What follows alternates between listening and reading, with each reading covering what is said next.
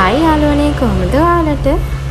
ඔන්න අද අපේ ගෙදර ගහේ ලොකු කොස් ගෙඩියක් තිබ්බ. ඉතින් ඔන්න එක කඩාගත්ත අපි රෑ වෙලා හදන්න කියලා. ඉතින් මායි අම්මයි ගිහින් කොස් ගෙඩිය කඩන් ඇවිල්ලා ඒක සුද්ධ කරගන්නවා. කොස් ටිකක් තම්බලා ලුණු මිරිසකුයි පොල් ටිකකුයි එක කන්න හිතුණා.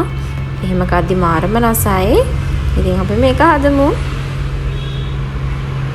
ඉස්සෙල්ලම කොහොල්ල ටික පිහද ගන්න. ඔයාලට මේ විදිහට අමාරු නම් කොස් ගෙඩිය හතරට පලාගෙන මදුරු කරගන්න පුළුවන්. මට නම් මේ විදිය ලේසි. කොහොල්ල එහෙම ගාව ගන්න කැමති නැති අය ගොඩක් ඉන්නවනේ. ඉතින් ඒ නිසා ඔයාලට ලේසි විදියකට කපා ගන්න මම මදුරු කරගෙන ඊට පස්සේ කොස් ගෙඩිය මදුරු කරගන්නවා.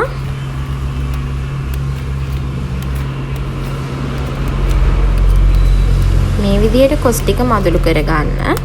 ඊට පස්සේ කොස් ටික සුද්ධ කරගෙන හේ තඹ ගන්න, හීනි වෙන කපා ගන්න.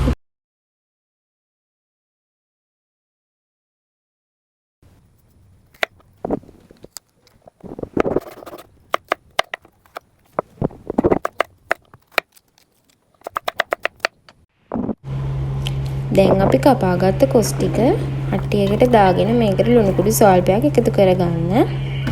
කොස් එකට වතුර ගොඩක් දාන්න එපා. කොස් කියන්නේ ඉක්මනට තැම්බෙන දෙයක්. ඉතින් අපි මේක උමාලෙන් උනත් තඹ ගන්න පුළුවන්.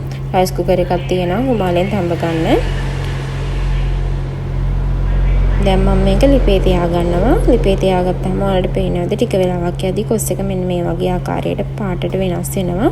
ඊට පස්සේ අපි මේක හැන්දකින් ටිකක් කවලම් කරගන්න. වහලා තියාගන්න ඔයාලා කොස් එක තඹද්දි.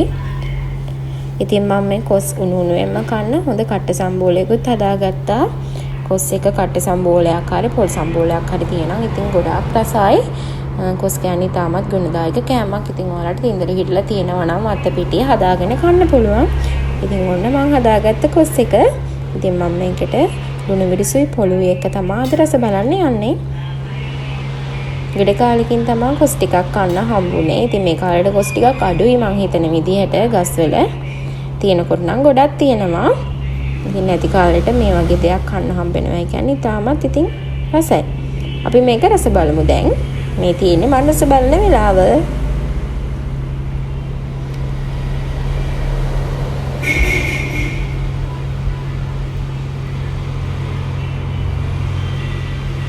ඔයාලට කටක් දෙන්නද? මේක මාරම රසයි. ඉතින් ඔයාලත් කාලා බලන්නකෝ හදලා. එහෙනම් මම අද ගිහින් එන්නම්. මාව සබ්ස්ක්‍රයිබ් කරන්න අමතක කරන්න එපා යාළුවෝ ටික.